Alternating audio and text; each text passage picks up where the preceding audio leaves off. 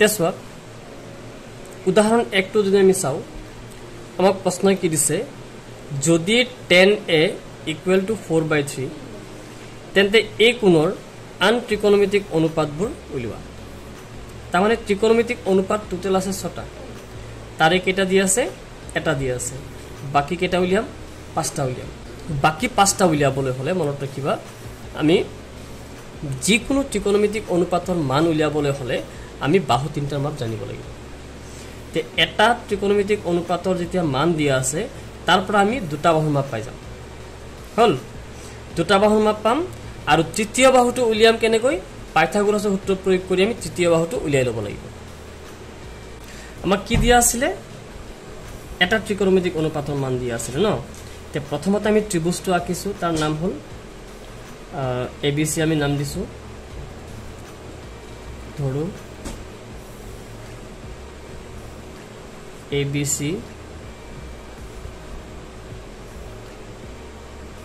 সমকোণী ত্ৰিভুজৰ আমি সমকোণ কাক লৈছো বিকোণ সমকোণ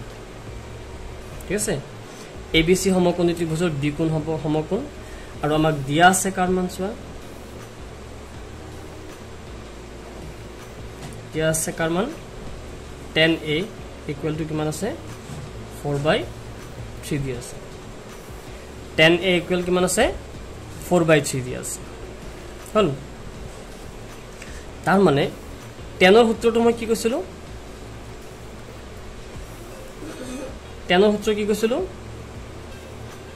লম্ব বাই ভূমি এতিয়া ইয়াত চাবা কোনটো কোণ সাপেক্ষে আছে এই কোণ সাপেক্ষে যদি এই কোণ সাপেক্ষে আমি কৰিব যাও তে এটো 90 ডিগ্ৰী বিপৰীত বাহুটো এটো হল অতিভুজ হল আৰু এই কোণত এই দুটা বাহু লাগি আছে তাৰে এটা অতিভুজ হৈ গল আনটো কি হ'ব ভূমি হৈ যাব হল ইয়াত আমি কি কৰিম চোৱা প্ৰথমতে আমি এটা ত্ৰিভুজ আঁকি লৈছো যেহেতু সমকোণী ত্ৰিভুজৰ ক্ষেত্ৰতে আমি এই মানবিলাক উলিয়াব লাগে তে আমি কি কৰিলো ধৰো ABC সমকোণী ত্ৰিভুজৰ বিকোণ সমকোণ ইয়াত ইম্পৰ্টেন্স আমি দিব লাগিব কোনটো কোণ আমি সমকোণ লৈছো সমকোণ কাক লৈছো বিকোণটো সমকোণ লৈছো আৰু বিকোণৰ বিপৰীত বাহুটি হল অতিভুজ এতিয়া মনত ৰাখিবা আমাক tan a কিমান দিয়া আছে 4/3 তে tan ৰ মান যেতিয়া দিয়া আছে মানে মই কৈছিলো যি কোনো ত্ৰিকোণমিতিক অনুপাতৰ মান দিয়া থাকে মানে তাৰ পৰা দুটা বাহুৰ মাপ পাই যাবা হল তে ইয়াৰ পৰা কোন দুটা বাহুৰ মাপ পাম হেতু ডিপেন্ড কৰিব কোনটো ত্ৰিকোণমিতিক অনুপাত দিয়া আছে কাৰ মান দিয়া আছে 10 ৰ মান কিমান আছে 4/3 10 হল তাৰ সূত্ৰ মই অথনি কৰি দিছিলো tan ৰ সূত্ৰ হল লম্ব বাই ভূমি এতিয়া ইয়াত কোনটো কোণ আছে এই কোণ এই কোণ সাপেক্ষে যদি আমি কৰিব যাও সো 90 ডিগ্ৰীৰ বিপৰীত বাহুটো অতিভুজ হৈ আছে হয়নে তে এই কোণত কোন দুটা বাহু লাগি আছে অতিভুজ লাগি আছে আৰু AB লাগি আছে তে AB টো কি বুজাই দিব ভূমি বুজাই দিব আৰু এটো কি অতিভুজ এটো ভূমি এটো অতিভুজ এটো ভূমি আৰু লম্ব কোণটো থাকিল BC তে আমাৰ tan ৰ সূত্ৰ কি লম্ব বাই ভূমি লম্ব কোণটো BC আৰু ভূমি কোণটো AB হল তাৰ সমান কিমান আছে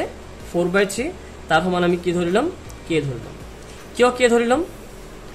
কাৰণ যদি এটা অনুপাত দিয়া থাকে হি অৰিজিনাল মান নহয় কটাকটি কৰিহে এটা অনুপাত পোৱা যায় গতিকে অৰিজিনাল মানটো পাবলৈ দুইটাতে হয়তো কিবা সংখ্যা পূৰণ হৈ থাকিব পাৰে একে সংখ্যা পূৰণ হৈ থাকিব দেই তে আমি BC ৰ মান আমি পাই যাম কিমান 4k আৰু AB ৰ মান পাই যাম কিমান 3k হল আৰু এটা কথা মনত ৰাখিবা আমাৰ নেক্সট স্টেপটো কি হ'ব আমি যদি আন ত্ৰিকোণমিতিক অনুপাত বিলাক উলিয়াব লগা হয় তেনেহলে আমি তিনিটা বাহুৰ মাপ জানিব লাগিব গম পালনে কি কৰিব লাগিব তিনিটা বাহুৰ মাপ আমি জানিব লাগিব আৰু মনত ৰাখিবা এটা সমকোণী ত্ৰিভুজৰ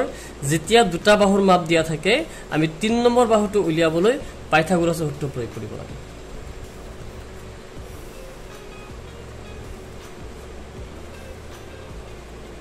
পাইথাগোৰাছৰ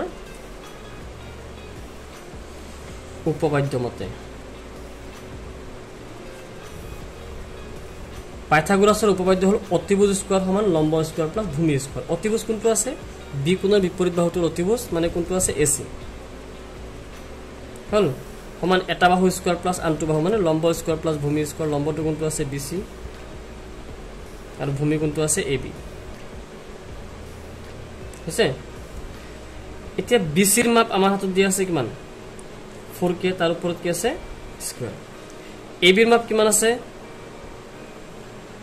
3k তাৰ ওপৰত কি আছে স্কয়াৰ a স্কয়াৰটো দুইটা পাব 4 স্কয়াৰ মানে 4 4 গুণ 16 লগত k স্কয়াৰ 3 স্কয়াৰ মানে 3 3 গুণ 9 লগত k স্কয়াৰ 16 আৰু 9 কিমান হল 25 লগত কিমান k স্কয়াৰ কাৰ মান ac স্কয়াৰ মান এটাকে ac ৰ মান কিমান হ'ব এফালে স্কয়াৰ নাইকে কৰিছো মানে এফালে বৰ্গমূল লবা 25 ৰ বৰ্গমূল কিমান আছে 5 k স্কয়াৰ বৰ্গমূল কিমান k আমি কাৰ মান পাই গলো এতিয়া ac ৰ মান পাই গলো হল ac ৰ মান যেতিয়া পালো ac আমি কিমান পাই গলো সা 5k যে তিনিটা বাহু পালো নাই যেতিয়া আমি তিনিটা বাহুৰ মাপ পাই যাম তেতিয়া আমি যিকোনো ত্ৰিকোণমিতিক অনুপাতৰ মান আমি উলিয়াব পাৰিম কেনেকৈ উলিয়াম সো এটা সাইন সাইনের সূত্র কি সাইনের সূত্র হল লম্ব বাই অতিভুজ ইয়াত লম্ব a কোণ সাপেক্ষে লম্ব কোণটো আছে BC আৰু অতিভুজ কোণটো আছে AC BC ৰ মাপ কিমান আছে 4k আৰু AC ৰ মাপ কিমান আছে 5k k ক্যান্সেল কৰি দিয়া থাকিল 4/5 সাইন ওলাই গল ঠিক তেনেকৈ যদি মই cos উলিয়াও cos a বা সাইন পালো যেতিয়া মই ইয়াত cosec উলিয়াই দিম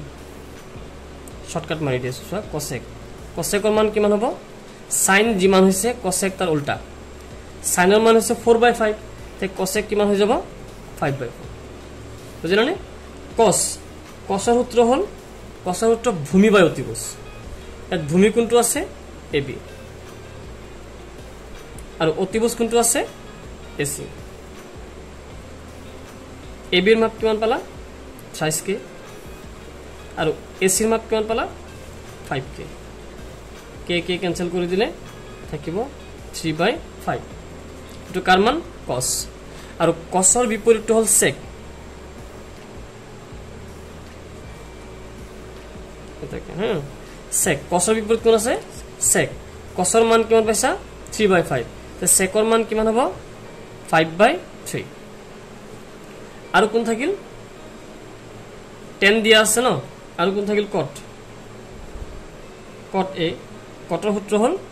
ভূমি বাই লম্ব ভূমি কোনটো আছে AB আৰু লম্ব কোনটো আছে BC AB ৰ মাপ 3k আৰু BC ৰ মাপ 4k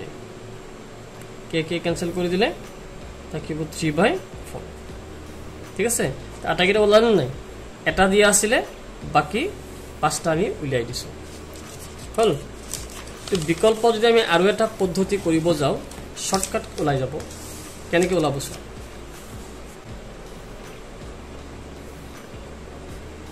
দিয়া আছে কাৰ মান দিয়া আছে 10a কিমান দিয়া আছে 4/3 আৰু 10 ৰ সূত্ৰ হল লম্ব বাই ভূমি লম্ব কিহেৰে বুজাও p ৰে ভূমি কিহেৰে বুজাও b ৰে p/b ইকুয়াল কিমান 4/3 ইকুয়াল k ধৰা হল এতিয়া আমি পাইথাগোৰাছ সূত্ৰ প্ৰয়োগ কৰিম